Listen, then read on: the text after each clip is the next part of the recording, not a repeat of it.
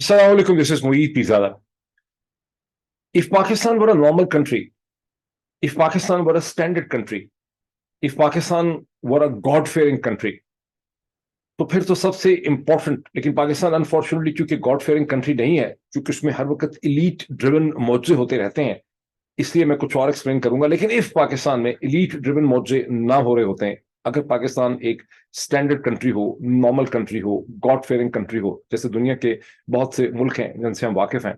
तो फिर सबसे इंपॉर्टेंट खबर, the development of the day, वो होनी चाहिए जहां प्राइम मिनिस्टर शहबाज शरीफ लाहौर में होते हैं। लाहौर में कैबिनेट की एक मीटिंग संडे के दिन, छुट्टी के दिन कॉल करते हैं, जो बहुत कम कॉल की जाती है। ऐसी मीटिंग्स इमरजेंसी में या हालत जंग में कॉल की जाती हैं, लेकिन वो मीटिंग कॉल करते हैं और मीटिंग के अंदर उनके कैबिनेट मेंबर जो हैं वो वर्चुअल लिंक्स के जरिए, मीडिया लिंक्स यानी जूम और डिफरेंट लिंक्स के जरिए शामिल होते हैं। और उसके बाद प्राइम मिनिस्टर शहबाज शरीफ ने जो फैसला करना है, वो फैसला क्या करना है वो फैसला नहीं करते। वो फैसला उन्होंने करना था इस हवाले से कि 9 अप्रैल थी, उनके ऊपर ये प्रेशर है कि 4 अप्रैल 2023 को सुप्रीम कोर्ट पाकिस्तान ने अपने लैंडमार्क डिसीजन में वफाकी हुकूमत को, जिसके हेड जनाब शहबाज शरीफ साहब है, ये हुक्म दिया है कि आप इलेक्शन कमीशन ऑफ पाकिस्तान को as per the requirements of the election commission of Pakistan, जो इलेक्शन कमीशन ऑफ पाकिस्तान ने खुद अपना केस जो है इस्टेब्लिश किया कि हमें 21 बिलियन रुपया चाहिए इलेक्शन करवाने के लिए केपी पंजाब में, तो वफाकी हुकूमत को हुक्म दिया सुप्रीम कोर्ट ने कि ये पैसे आप पूरे कर दें। अब नेशनल सिक्योरिटी कमेटी या काउंसिल की मीटिंग के बाद 10 अरब रुपए दिए जाते हैं, 11 अरब रुपए नहीं दिए जाते। तो तवक्को ये थी कि इस मीटिंग में शहबाज शरीफ साहब कैबिनेट के फैसला करेगी और ये फंड्स रिलीज कर देगी, ये कहेगी नहीं रिलीज करने, लेकिन वो उसे रिलीज, वो भी फैसला नहीं करते और उल्टा इसको एक कहते हैं कि एक और कैबिनेट मीटिंग होगी अगले दिन, मंडे के दिन 10 तारीख को, और उसके बाद साथ ही कहा जाता है, खबर आती है कि इसे अब पार्लियामेंट में इस फैसले को ले जाया जाएगा। इसकी क्या सिग्निफिकेंस है? इसकी बहुत सिग्निफिकेंस है, ये मैं आपको एक्सप्लेन करता हूं, लेकिन उससे पहले मुझे आपको कुछ और बताना है। बिकॉज जैसा कि मैंने कहा, if Pakistan were if Pakistan were a normal country, a standard country, तो सबसे इंपॉर्टेंट खबर शहबाज शरीफ साहब की होनी चाहिए थी। लेकिन यहां कुछ और हो गया है, जमाना चल गया कयामत की चाल, और मैं आपको और वो ये है कि वो SHO आमिर भदर, जो इमरान खान पे कातलाना हमले का आईओ या उसकी इन्वेस्टिगेशन में की कैरेक्टर है, जो उस रिकॉर्ड को मेंटेन करता है और जो इस हवाले से कई दफा प्रोसिक्यूशन के सामने या जो ATC के सामने अपनी प्रेजेंटेशंस करता है, वो सडनली हार्ट अटैक से उसकी डेथ हो जाती है। खबर ये आती है कि उसकी तबीयत खराब हो जाती है, उसकी तबीयत खराब होती है, उसको अस्पताल ले जाया जाता है, जहां ये पता चलता है कि उसको तो बड़ा सीरियस मायोकार्डियल इन्फेक्शन का अटैक हो चुका है और उसके बाद उसकी डेथ हो जाती है।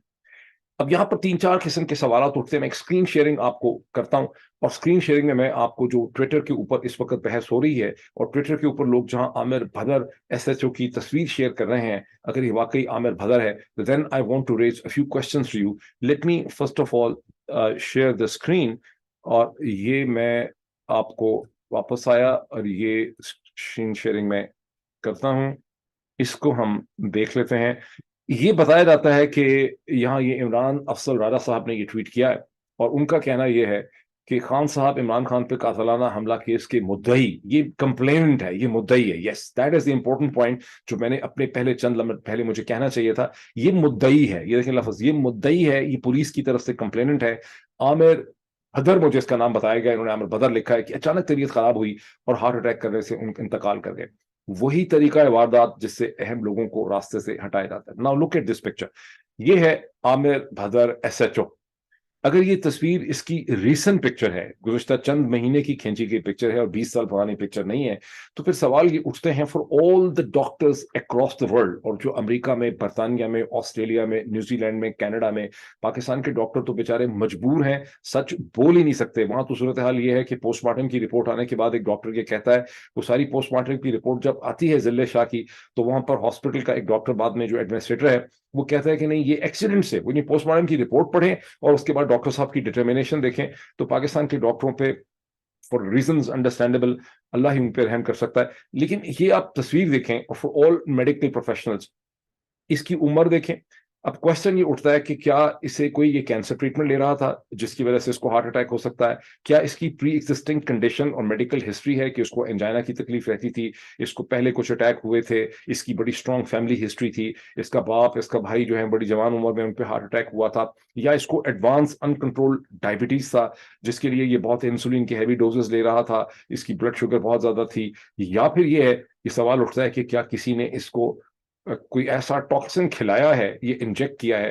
اور ایسے بے تحاشا ٹاکسن موجودہ عصر حاضر دنیا میں پائے جاتے ہیں جن کے جسم میں داخل ہو جانے سے ان کو کسی بھی سلسلے سے جسم میں داخل کیا جا سکتا ہے، گیسٹرو انٹسٹائنل سسٹم یعنی خوراک کے ذریعے، دودھ کے ذریعے، پانی کے ذریعے خوراک میں ڈالا جا سکتا ہے، یا ہاتھ جب کسی سے کوئی شخص ملاتا ہے تو ایک پن پنکچر جو اگر موویز میں بہت دیکھ سکتے ہیں کہ ایک پن سائز پنکچر جو بالکل آپ کو احساس بھی نہیں ہوتا، ایک رگڑ ہوتی ہے، اس کے ذریعے وہ ٹاکسن جسم میں داخل ہوتا ہے جو فوری کارڈک اریسٹ بھی کر سکتا ہے اور کئی ہفتوں کے بعد بھی کارڈک اریسٹ کر سکتا ہے۔ یہ ایک پرنسپل کوشچن ہے، میں یہاں پہ اسٹاپ شیئرنگ کرتا ہوں، جو ہمارے سامنے اس وقت آ کے کھڑا ہو جاتا ہے۔ یہ سوال ہمارے سامنے کیوں کھڑا ہوتا ہے؟ اس لیے کہ جب سے یہ حکومت آئی ہے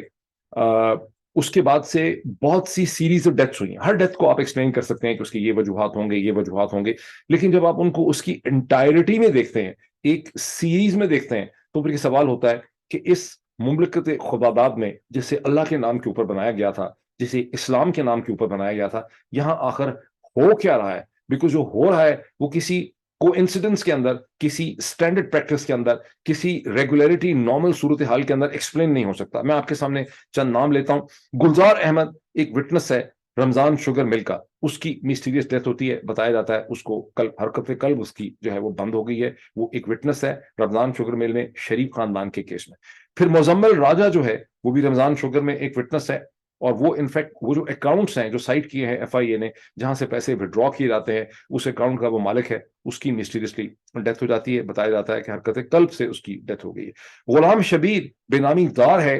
وہ اکاؤنٹ ہولڈر ہے جس کے اندر پیسے آ رہے ہیں بہت بڑی تعداد میں، چونکہ فیڈرل انویسٹیگیشن ایجنسی ایف آئی اے کا کیس ہے۔ کوئی اس طرح سے اگر ایف بی آئی کے وٹنسز مرنے لگ جائیں، ذرا سوچیں، اس طرح سے اگر Federal Bureau of Investigation F B I کے وٹنسز مرنے لگ جائیں، اگر اس طرح سے ہندوستان کے اندر جو ان کی پریمیئر انٹیلیجنس یعنی انویسٹیگیشن ایجنسی ہے پولیس کی، اس کے وٹنسز اتنی زیادہ تعداد میں مرنے لگ جائیں تو کچھ سوال اٹھے گا۔ لیکن پھر اس کے بعد نام لیتا ہوں مقصود چپڑاسی، جو کہ لانڈرڈ منی کے حوالے سے ایک وٹنس ہے، بہت امپورٹنٹ ہے، دبئی میں مسٹیریسلی بتایا جاتا ہے اس کی ڈیتھ ہوتی ہے۔ ایک دن ایک وکیل صاحب مجھے کہنے لگے ہنس کے کہ اس کی ڈیتھ شاید ہوئی بھی نہیں ہے، صرف اعلان کر دیا گیا، کسی نے انویسٹیگیٹ نہیں کیا، کسی نے اس کی لاش نہیں دیکھی، اس کا کوئی جنازہ کسی کو نہیں پتا، آئی ڈونٹ نو۔ اس کے بعد ڈاکٹر رضوان، ٹھیک ہے، ہارٹ اٹیک سے ان کی ڈیتھ ہوتی ہے، میرے نالج میں ہے، مجھے بتایا گیا ہے کہ وہ کینسر ٹریٹمنٹ کر رہے تھے، لیکن جس قسم کی ٹریمینڈس سٹریس میں وہ تھے، اب ان کی کینسر ٹریٹمنٹ کے ڈرگس کے سائیڈ افیکٹ سے ڈیتھ ہوئی ہے، یا یہ چونکہ کہ جو ان پہ پریشر ڈالا گیا تھا اس کے نتیجے میں ان کی ڈیتھ ہوتی ہے۔ عمران رضا انویسٹیگیٹنگ آفیسر ہے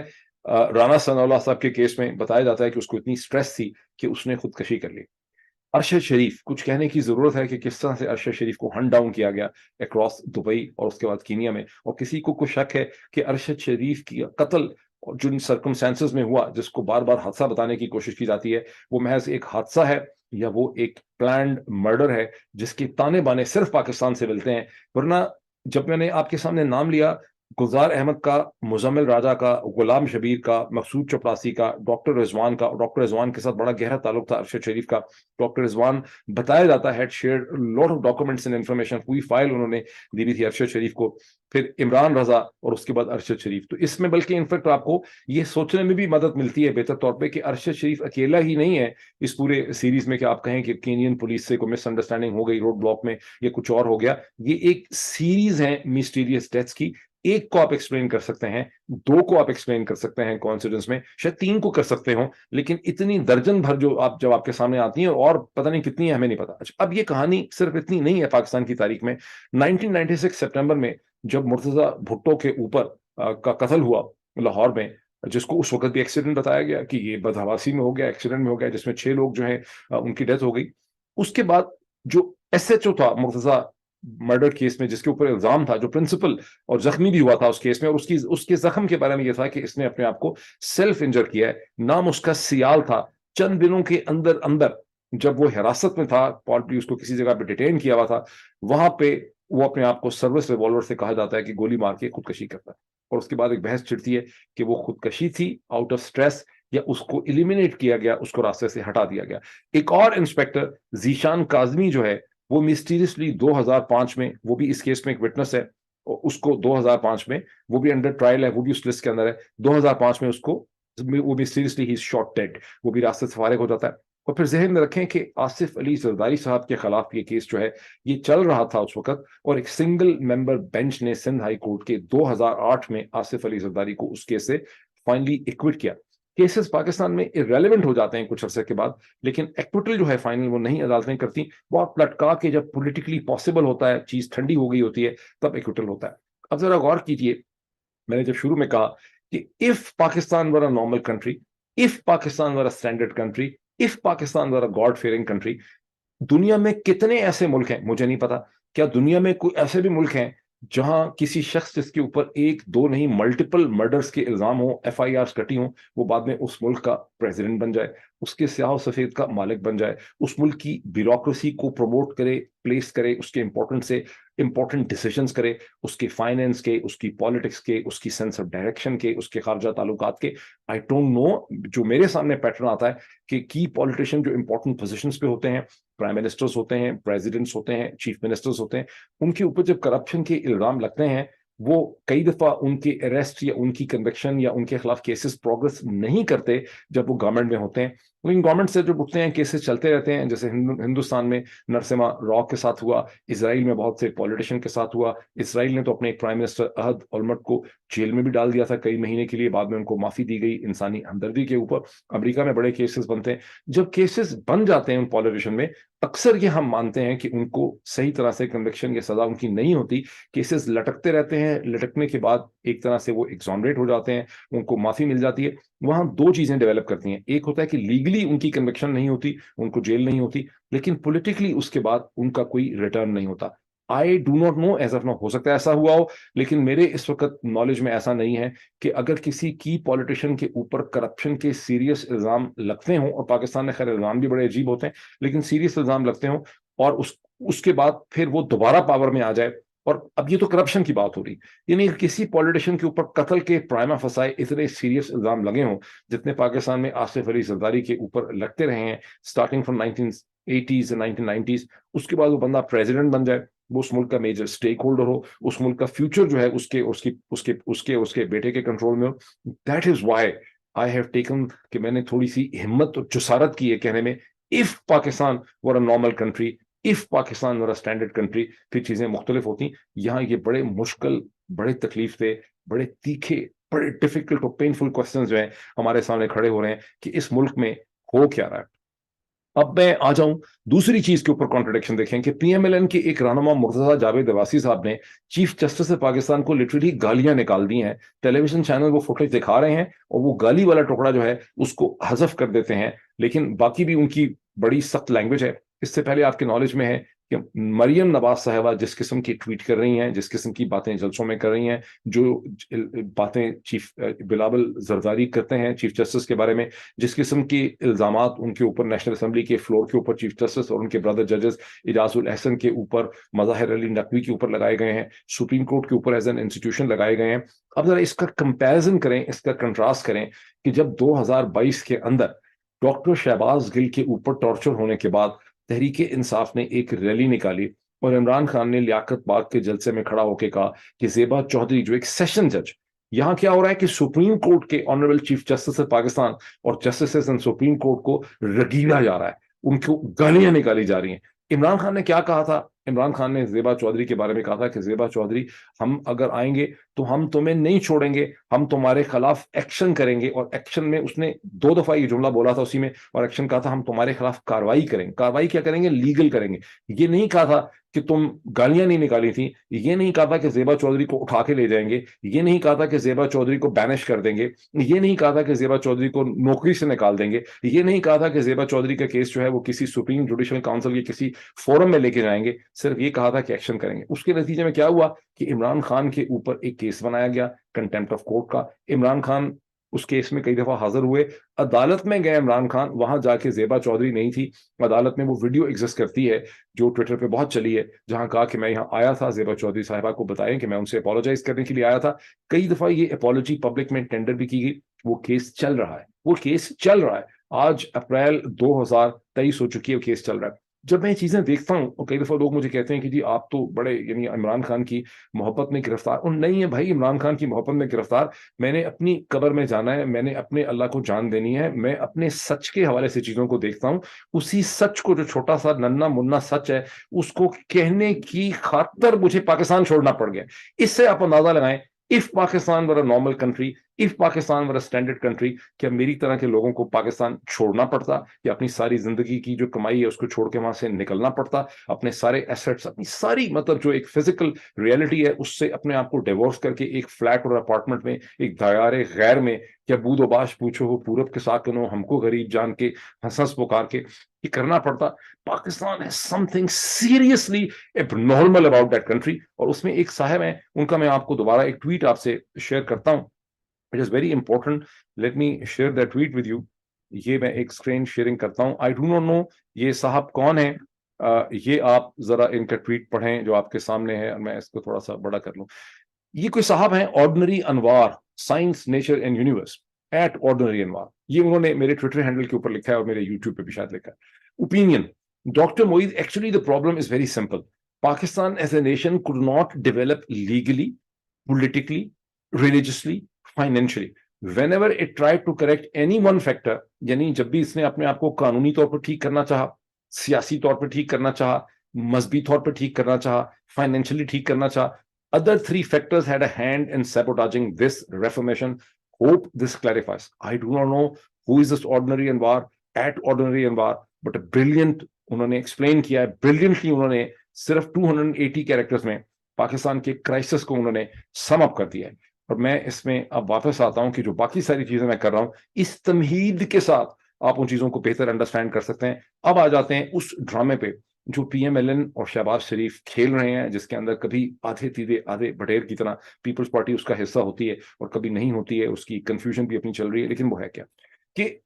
سپریم کورٹ نے اپنے 4 اپریل 2023 کے فیصلے میں اس ایگزیکٹو کو, کیبنٹ کو, پرائم منسٹر جس کے ایگزیکٹو کیبنٹ کے ہیڈ ہیں, ان کو کہا کہ پیسے دیں 21 بلین الیکشن کروانے کے لیے. الیکشن ہوں گے 14 مئی کو. اب یہ تو کوئی ڈھکی چھپی بات نہیں ہے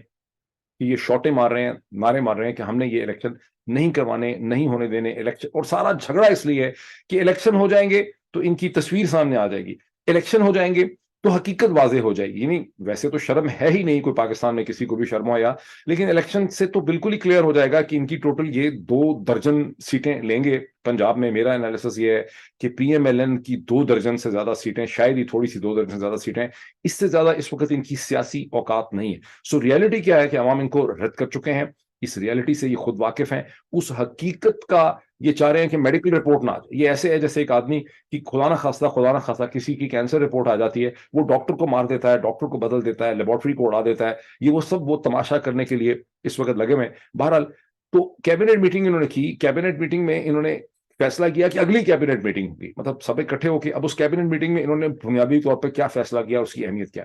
یہ کہتے ہیں ایک اور کیبنٹ میٹنگ ہوگی, اس کیبنٹ میٹنگ کے بعد یہ مسئلہ کہ پرائم منسٹر کو فنڈز ریلیز کرنے ہیں, منسٹری فائنانس کو, اسحاق ڈار کو, یہ مسئلہ جو ہے اسے ہم پارلیمنٹ میں لے کے جائیں گے. اس کی پہلی امپلیکیشن یہ ہے کہ ان کو خوف یہ ہے کہ سپریم کورٹ 11 تاریخ کو جب الیکشن کمیشن کو کہے گی کہ آپ بتائیں کہ آپ کو کتنے فنڈ ملیں گے, اور الیکشن کمیشن وہاں پر ایک ڈرامہ کر کے منہ لے کے جائے گا, کہے گا ہمیں صرف 10 بلین ملے ہیں, 11 بلین اور ہمیں نہیں ملے ہیں, 21 بلین پورے نہیں ہوئے ہیں, الیکشن نہیں ہو سکتے. تو پھر خطرہ یہ ہے ان کو, ان کے ذہن پہ تلوار لٹک رہی ہے کہ پرائم منسٹر شہباز شریف اور فائنانس منسٹر اسحاق ڈار جو ہیں ان کو کورٹ کنٹمپٹ کے چارجز میں فریم کر سکتی ہے. اس کی پیش بندی کرنے کے لیے ایک خبر یہ بھی اڑ رہی تھی, باقاعدہ ایکسپریس ٹریبیون کی ایک سٹوری لگی ان کی کیبنٹ میٹنگ سے پہلے, کہ اس کیبنٹ میٹنگ میں یہ بھی غور کیا جائے گا کہ جو کنٹمپٹ کا لا ہے جس کے تحت عدالتیں کنٹمپٹ کے چارجز فریم کرتی ہیں سپریم کورٹ دوارا, اس لا کو بھی بدلا جائے. تاہم جب کیبنٹ کی میٹنگ ہوئی ہے, ورچوئل میٹنگ جو ہوئی ہے لاہور سے, تو کنٹمپٹ لا کے حوالے سے کوئی خبر نہیں آئی کہ یہ چیز وہاں ڈسکس ہوئی ہے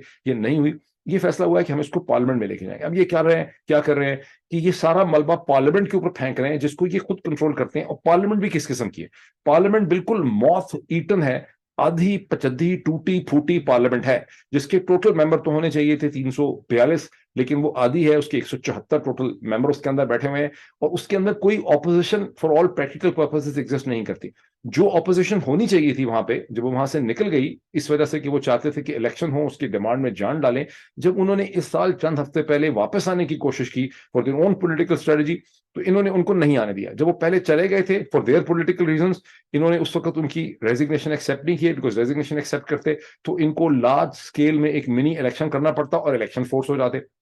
اس وقت بھی جھگڑا کیا تھا, ریزگنیشن نہ ایکسیپٹ کرنے کے پیچھے حکمت عملی یہ تھی کہ اگر ہم ریزگنیشن ایکسیپٹ کرتے ہیں تو اتنی بڑی تعداد میں 130-135 الیکشن تو پھر بائی الیکشن نہیں رہیں گے, ہمیں ایک جنرل الیکشن کروانا پڑ جائے گا. تو جنرل الیکشن اور الیکشن کو روکنے کے لیے انہوں نے ان کے ریزگنیشن ایکسیپٹ نہیں کیے. پھر جب انہوں نے آ کے اسمبلی کے اندر آ کے لڑنے کی کوشش کی تو وہ اس وقت بھی وہ آ کے شہباز شریف کو بیسکلی نو کانفیڈنس موو کرنا چاہتے تھے, تو انہوں نے کہا کہ جناب ہم ان کو واپس نہیں آنے دیں گے اسمبلی کے اندر. تو یہ اس پارلیمنٹ کی سم ٹوٹل حقیقت ہے. if Pakistan were a normal standard God fearing country, تو ایسی کوئی بھی چیز اس میں نہ ہو رہی ہوتی. میرے الفاظ ختم ہو جاتے ہیں.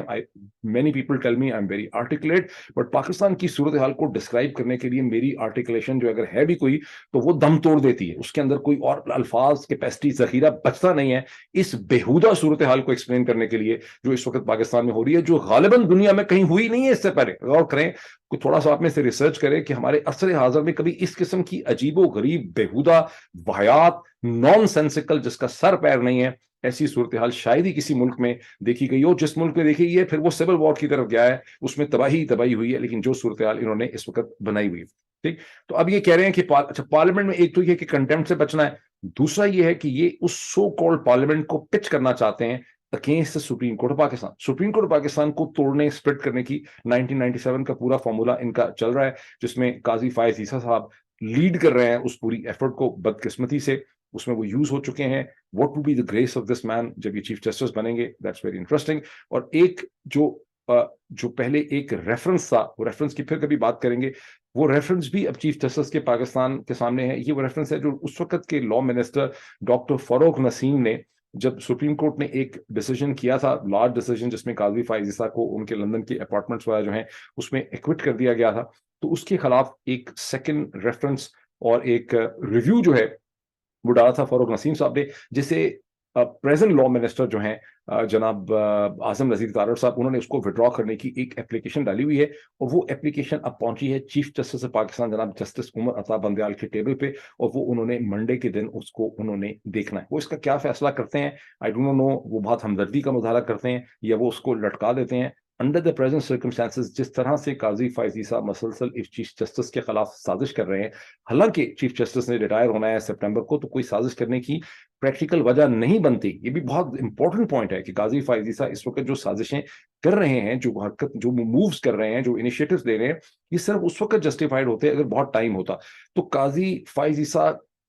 کی جو انیشیٹرز ہیں ان کو دیکھ کے یہی لگتا ہے اپیرنٹلی انالیسس کے پوائنٹ آف ویو سے کہ ان کے اوپر اتنا پریشر ہے, ورنہ اگر things were normal, if Pakistan were normal standard country, تو قاضی فائز عیسیٰ اس سٹیج پہ لائم لائٹ سے ہٹتے اور وہ آرام سے اپنے ٹائم کا ویٹ کرتے, اور پھر سپٹمبر کی 16 تاریخ کو وہ as chief justice of Pakistan اپنا حلف لیتے. لیکن ایسا نہیں کر رہے. This too is a very important question for all thinking mind. مطلب انہوں نے پارلیمنٹ کے اوپر اس کو پھیل دیا ہے, اور ساتھ ہی ان کا دوسرا کرائسس جو پارلیمنٹ میں ہے منڈے کو, وہ یہ ہے کہ جو Supreme Court procedure and practice bill انہوں نے بھیجا تھا پریزیڈنٹ کے پاس, پریزیڈنٹ نے سائن اس کو نہیں کیا, وہ سائن کر کے واپس بھیج دیا ہے وہ ود دا ریکمنڈیشن کہ اس کو ریویو کریں. اور یہ کلرڈ بل ہے, یہ ایک میلافائڈ بل ہے, اس کے اندر ایک سیلف سرونگ کوشش کی گئی ہے. اب انہوں نے کرنا کیا ہے کہ یہ منڈے کے دن 10 اپریل کو یہ ایک جوائنٹ سیشن میں اس کو لے جائیں گے, تیزی سے اس کو اپروو کریں گے 1 گھنٹے کے اندر یا 15 منٹ میں, اور اس کے بعد 10 دن کا وہ ایک شروع ہوگا کلاک, جس میں اگر 10 دن میں under article 75 of the constitution of Pakistan اگر جوائنٹ سیشن ایک بل کو پاس کر دیتا ہے, تو اس کو اگر آپ قانون پریزیڈنٹ اسینٹ نہیں بھی دیتا تو وہ قانون بن جائے گا. سو ان کے حساب سے یہ جو 10 دن ہیں یہ بڑے کروشل ہیں. اس 10 دنوں میں انہوں نے سپریم کورٹ کو نیچے دکھانا ہے, چیف جسٹس کو نکال کے باہر کرنا ہے, ایک فل کورٹ یا ایک لارجر بینچ لانا ہے, جس میں 4 اپریل 2023 کے ڈیسیجن کو انہوں نے چیلنج کرنا ہے. یہ ایک ریالٹی ہے جو میں نے آپ کے سامنے رکھی ہے, جس کا میں نے کہا کہ this would have been the most important development اگر یہاں پر نارمل کنٹری ہوتا اور عامر بھدر کی جو موت ہوئی ہے ایس ایچ او کی، اس کو ہم ایک نارمل آدمی کی نارمل کورس آف سرکمسٹانسز میں موت سمجھ سکتے، لیکن ریسٹ ایشور کی کبھی بھی نارمل موت نہیں ہوگی، جیسا کہ میں نے آپ کو ایکسپلین کیا. اب ایک اور چیز کے اوپر آتے ہیں، وہ چیز یہ ہے کہ 2013 میں جب الیکشن ہوئے تھے تو اس کے 5 برس کے بعد 2018 کے جولائی میں الیکشن ہوئی. دنیا بھر میں الیکشن 5 سال، جہاں ویسٹ منسٹر پارلیمنٹری ڈیموکریسی برطانیہ سے ڈیرائیو کرتے ہیں ہندوستان سے، تو 5 سال جب اسمبلی اپنی مدت پوری کر لیتی ہے، حکومت اپنی مدت پوری کرتی ہے، تو وہاں الیکشن ہو جاتے ہیں. پاکستان میں ایک الگ سے ڈرامہ ہے کہ یہاں پر پہلے حکومت اپنی 5 سال کی مدت مکمل کرتی ہے اور اس کے بعد ایک interim caretaker set up آتا ہے. Nothing said about this stupid, یہ ریزننگ ہے. یہ بھی ایک عجیب و غریب اب نارمل قسم کی صورتحال ہے کہ بجائے اس کے کہ آپ کے ادارے پریکٹیکلی، جیسے ہندوستان کا الیکشن کمیشن ہے، اور اس پہ میں ایک اسپیشل پروگرام کروں گا، میری کوشش ہوگی کہ انڈیا کے الیکشن کمیشن کا جو پروسیس پروسیجر ہے، کیا وجہ ہے کہ ہندوستان کا الیکشن کمیشن جو ہے اس نے ہندوستان کے اندر عزت حاصل کی ہے، دنیا بھی اس کی عزت کرتی ہے، اور کیا وجہ ہے کہ پاکستان کا الیکشن کمیشن جو ہے اس کی عزت نام کی کوئی چیز کبھی پیدا نہیں ہو سکی. فرق کیا ہے؟ لیکن تو الیکشن کمیشن اور مختلف جو ادارے بیوروکریسی کے ہیں ان کے اندر اتنی انڈیپینڈنس ہو کہ ایک گورنمنٹ ہی بیٹھی ہو اور الیکشن کروا دے. لیکن پاکستان میں ایک بڑا سپر طریقہ نکالا گیا ہے فارمولا کہ ایک interim caretaker set up بنایا جاتا ہے اور وہ interim caretaker set up نے آ کے الیکشن کروانے. چلے مان لیتے ہیں اس کو، لیکن وہ اگر interim caretaker set up بھی ہے تو الیکشن تو ہوئے تھے 25 جولائی 2018 کو. اس کا مطلب ہے اس حکومت کی جو 5 سال کی مدت ہے وہ تو 25 جولائی 2023 میں ختم ہو جاتی ہے. تو اب ہم ہیں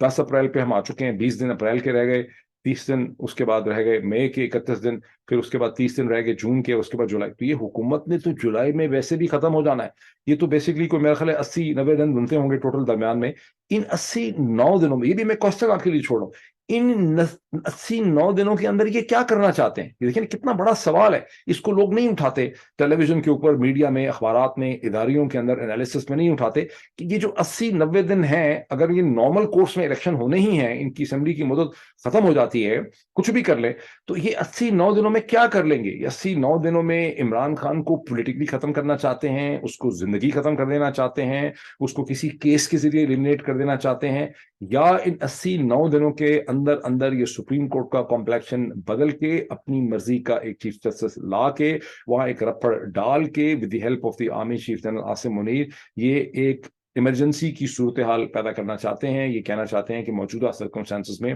اب 1 سال، 1.5 سال، 2 سال کے لیے الیکشن ہو ہی نہیں سکتے. یہ کیا کرنا چاہتے ہیں 80-90 دنوں کے اندر؟ یہ کتنا بڑا انپورٹنٹ کوسچن ہے، اور اس کو جب آپ ڈاٹ کنیکٹنگ کرتے ہیں تو یہ کوسچن بڑا انپورٹنٹ ہو جاتا ہے. انہوں نے اتنا رولا رپڑ مچایا ہے، اتنا بڑا انہوں نے فساد کھڑا کیا ہے، اتنے ملٹیپل فرنٹس کے اوپر یہ لڑ رہے ہیں، اپوزیشن کے ساتھ انتظامیہ کو دبا رہے ہیں، ججز کو میسٹیریس ڈیتھس ہو رہی ہیں. تو یہ کرنا کیا چاہتے ہیں؟ اس میں سے نکالنا کیا چاہتے ہیں؟ This is a pivotal question at that time. اب وہ یہ کیا نکالنا چاہتے ہیں؟ جب آپ اس کو دیکھتے ہیں کہ انہوں نے کہا کہ نیشنل سیکورٹی کاؤنسل یہ کمیٹی، یہ بڑی کنفیوژن ہے. پاکستان میں ایک اخبار لکھتا ہے کہ یہ نیشنل سیکورٹی کاؤنسل ہے، کوئی لکھتا ہے کمیٹی. اصل میں اگر اس کی اپنی ویب سائٹ دیکھیں تو یہ نیشنل سیکورٹی کاؤنسل ہی ہے. اس کو اردو میں چونکہ قومی سلامتی کی کمیٹی کہا جاتا ہے، اس لیے اب انگریزی کے اخبار بھی کبھی اس کو نیشنل سیکورٹی کمیٹی کہہ دیتے ہیں. بہرحال نیشنل سیکورٹی کاؤنسل کی جو میٹنگ ہے اس میں کہا گیا کہ بڑے اسٹرانگ روبسٹ آپریشن جو ہیں اب شروع کیے جائیں گے دہشت گردوں کے خلاف. یہ بھی ایک اتنا بڑا جوک ہے، دنیا میں کوئی ایسا ملک نہیں ہے، یعنی امریکہ نے ضرور پیٹا تھا دہشت گردی کو، اور اس کو پیٹ کے انہوں نے اپنے اسٹریٹجک مقاصد حاصل کیے، لیکن کوئی 10 سال کے بعد انہوں نے بھی آہستہ سے خاموشی سے فیصلہ کیا. اور اس میں برٹش جو فورن آفس تھا، FCO، فورن اینڈ کامن ویلتھ آفس، اس نے امریکنس کو ایڈوائز کیا تھا کہیں 2008 یا 9 کے اندر کہ بہت ہو گئی ہے لفظ دہشت گردی دہشت گردی دہشت گردی، اس ٹرم کو اب چینج کرنے کی ضرورت ہے، بیکاز اس سے ایک خاص قسم کی فیلنگ دنیا میں پیدا ہوتی ہے اور امن میں، مطلب دیٹس ناٹ ریئلی ہیلپ فل. تو انہوں نے اس کو آہستہ آہستہ ختم کر دیا، وار اگینسٹ ٹیررزم. ٹھیک. اور یہ میں آپ کو ایک فیکٹ بتا، یہ ایک ریکمنڈیشن تھی جو FCO نے شیئر کی تھی امریکنس کے ساتھ ایک میٹنگ. لیکن ہمارے ہاں یہ ہو گیا ہے کہ ہم اب 22 برس کے بعد بھی جو دہشت گردی کا لیمو ہے اسے نچوڑ کے، یعنی اگر آپ کوئی اسے کہتے ہیں گھر میں آپ کے پاس، آپ نے کبھی دیکھا ہوگا، تجربہ کیا ہوگا، لیمو تھوڑے ہوتے ہیں، آپ نے اس کے گلاس بنانے تو آپ اس کو آخری وقت سکویز کرتے ہیں جب لیمو کا جوس تو ختم ہو گیا تھا، اس کے چھلکے کا بھی زہر جو ہے وہ اس کے اندر آنے لگ جاتا ہے. یہ صورتحال ہے کہ کوئی یہاں یہ کوشچن نہیں ریز کرتا کہ بھائی ہمارا کیا ایسا انوکھا مسئلہ ہے کہ باقی ساری دنیا نے تو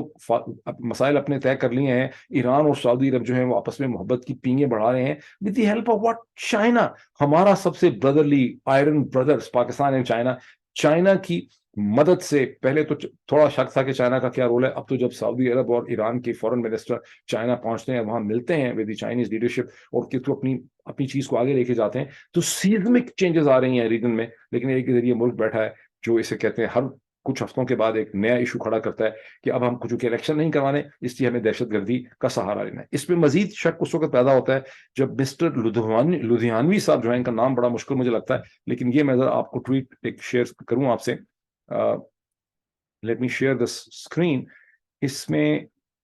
یہ آپ دیکھیں، پہلے یہ ٹویٹ کیا ہے جناب شہباز بدر صاحب نے، میں نہیں جانتا کون ہے. احمد لدھیانوی اچانک سرکاری ٹی وی پر کیسے پرکٹ ہو گیا. احمد لدھیانوی اور اس کی جماعت دونوں کا عدم ہے، ریاست اسے دہشت گرد قرار دے چکی ہے، مگر آج اچانک اتنی مہربانی کیوں؟ لگتا ہے طاقتور ہلکے فرقہ واریت کی آگ دوبارہ لگا کر سیاسی فائدہ اٹھانا چاہتے ہیں. ان مولویوں کو آگ لگانے کے لیے استعمال کیا جائے گا اور پھر ملک میں فساد کرا کے سیکیورٹی کے ایشوز کھڑے کیے جائیں گے تاکہ الیکشن جو ہیں وہ نہ ہو سکیں. اور اس میں اگر میں دوبارہ یہ دیکھوں، بہرحال یہ اس میں اوپر بیسکلی میں دکھانا یہ چاہتا تھا کہ احمد نورانی صاحب نے بھی اس کے اوپر کامنٹ کیا تھا، لیکن جب میں اسے کھیل رہا تھا تو وہ ان کا کامنٹ اس میں سے ڈسپیئر ہو گیا. احمد نورانی جو امریکہ بیسڈ جرنلسٹ ہیں، انہوں نے اس کے اوپر یہ لکھا تھا کہ اللہ ہی اس ملک کا حافظ ہے، مطلب ایسی چیزیں تو کبھی پی ایم ایل اے نے پہلے نہیں کی تھی جو اب اس وقت ہو رہی. اس کے ساتھ ہی ٹیلی ویژن کے اوپر ایک فوٹیج چل رہی ہے جس میں پنجاب کے شجاعت ترین بہادر ترین ٹوشس جو کیریکٹر ہیں، سب سے دلیر جو پنجاب کا افسر ہے جناب کیپٹن عثمان انور صاحب جو ہیں، وہ جو مجھے کم از کم نظر آیا، مجھے لگا وہ انہوں نے ایک بلٹ پروف ویسٹ پہنی ہوئی ہے اور وہ ڈاکوؤں کے خلاف رحیم یار خان کے کچے آبادی کے اندر انہوں نے آپریشن کا آغاز کر دیا. ظاہر ہے کہ یہ ڈاکوؤں کے خلاف آپریشن ہے، یہ بھی بیوروکریسی کی مدد سے ایک ایویڈنس بنائی جا رہی ہے پنجاب میں الیکشن نہ کروانے کی. اور یو نیور نو کہ ڈاکوؤں کے خلاف یہ آپریشن کو پھیلا ہی نہ دیا جائے، ڈاکوؤں سے دہشت گرد بن جائیں، دہشت گرد سے وہ ٹی ٹی پی بن جائیں. پھر خبر آئے کہ ڈاکو جو ہیں ان کو ٹی ٹی پی کی بھی سپورٹ ہے، ان کو بلوچستان نیشنل آرمی جو ہے اس کی بھی سپورٹ حاصل ہے، اور پھر ان کو ہندوستان کی بھی سپورٹ حاصل ہے، اور امریکہ اور اسرائیل سب مل کے ڈاکوؤں کے پیچھے کھڑے ہیں اور اس کے ذریعے پنجاب کو ڈیسٹیبلائز کر رہے ہیں تاکہ امریکہ اسرائیل ہندوستان مل کے اس حکومت کی مدد کریں گے تاکہ یہاں پہ الیکشن نہ ہو سکیں، تاکہ عوام کو نہ سنا جا سکے. تو یہ وہ ساری صورتحال ہے اس وقت جہاں 9 تاریخ کے دن کا اختتام ہوتا ہے. لیٹس سی کہ 10 تاریخ کو یہ لوگ کیا گل کھلاتے ہیں، پھر ہم اس کا انالیسس کریں گے. Thank you. Till then.